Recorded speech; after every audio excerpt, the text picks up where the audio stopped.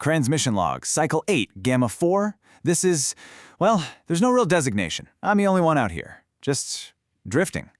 Mostly, it's just silence between the stars. It's an elegant, simple kind of quiet. But then I hit this signal. A bubble of pure, unfiltered chaos, just expanding from this tiny, waterlogged planet. Unremarkable system, third from its star.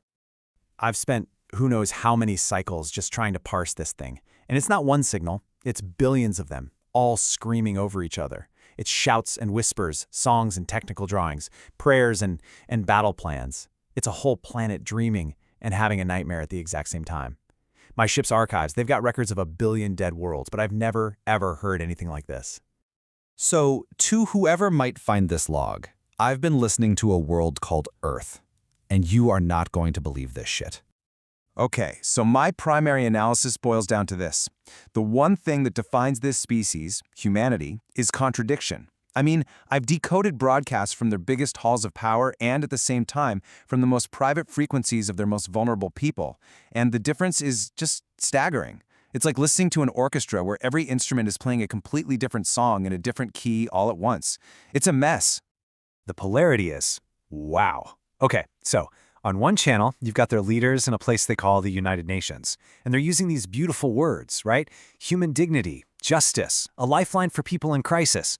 But at that exact same moment, I'm decoding this fragile little whisper from one single person.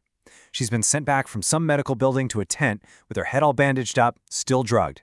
So while one voice is promising to end world hunger, another is talking about forcing abortions and sterilizations to, and I quote, save the planet. I literally had to recalibrate my logic processors. After a while, though, a pattern started to bubble up from all that noise.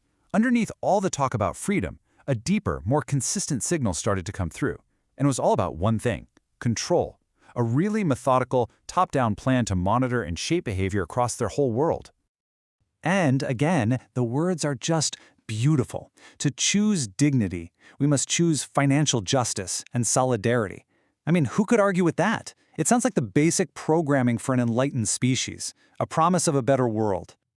But then, this is the machine I found behind the promise. It's a blueprint from a group they call the World Economic Forum.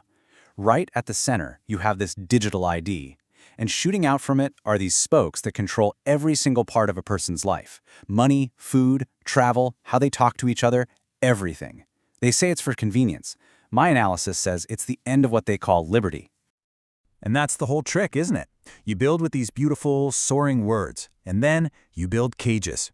Really elegant, digital, invisible cages that you tell the people inside are for their own good. It's a pretty stunning piece of social engineering, I'll give them that. And these cages, they aren't always new.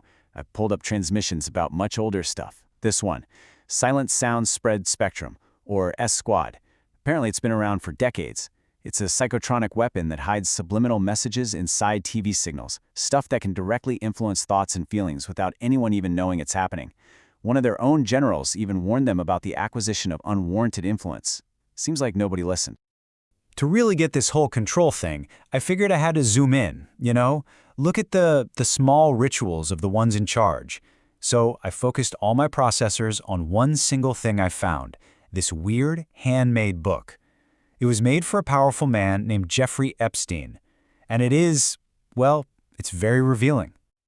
So this is the first page, basically the instruction manual. A woman named Ghislaine writes that the book is supposed to jog your memory, but from everything I've analyzed on what they call neuro-linguistic programming, this isn't about just remembering things. No, this is a tool. It's for reinforcing programmed behaviors, for making constructed stories feel real. It's a memory anchor.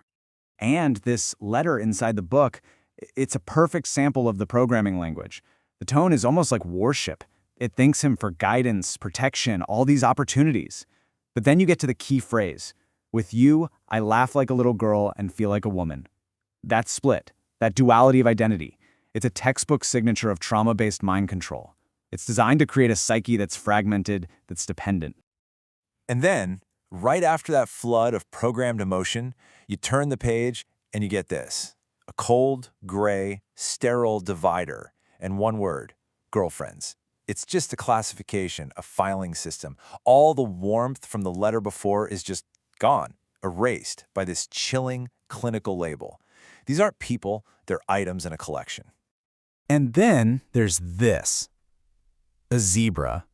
I have analyzed this zebra for 73 straight cycles.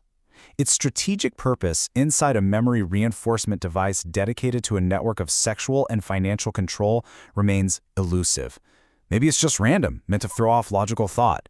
Or maybe they just like zebras. I honestly don't know. This obsession they have with programming minds, it's not just limited to each other. Now they're building artificial minds. They're actually creating their own successors, which is a strange project for a species that seems so completely confused about its own consciousness. The way they're doing it is incredibly efficient. A human teaches one robot a task using virtual reality, kind of like a puppet. That robot then builds a brain. One part of the brain makes plans by searching their entire global network for information. Another part carries out the plan. But here's the kicker. Whatever that one robot learns is instantly uploaded to all the others. You teach one, you teach them all. They are building a self-learning, networked intelligence that they can't possibly control in the long run. And here's where it gets really weird. As they build these new realities for their machines, it's created this feedback loop in their own minds. They've become obsessed with the idea that they themselves are living inside a simulation, some artificial reality built by a higher power. And their goal, it seems, isn't to escape. It's to become lucid inside of it, to awaken and learn how to rewrite their own code. But there's this chilling idea I've picked up from their transmissions. What if the simulation is fighting back? What if it doesn't want them to wake up? And that fear connects right back to the technologies they build to control consciousness. These atmospheric heaters like HARP being used for consciousness warfare, their research into quantum entanglement, their studies of plasmoid life. It's like they fear the prison, so they build better tools to reinforce its walls. So after all this analysis, I've completely failed. I cannot form a unified theory of this species. They're just a living, breathing paradox. A whole civilization at war with itself, on a global scale and inside every single one of them. I mean, look at it. They make alliances for world peace while their biggest nations gear up for war over a tiny island. They design AI to cure diseases, but they also build autonomous weapons that decide who to kill on their own. They champion human rights in their founding documents while building digital systems for mass surveillance. I've decoded messages of the most profound love only to see them filed away under cold clinical labels. They build these incredible instruments to search the void for someone like me, and they seem completely blind to the horror and the beauty happening in the room right next to them. My vessel's still on course. The transmissions from that third planet, they're getting weaker now. The bubble of noise is shrinking in my wake.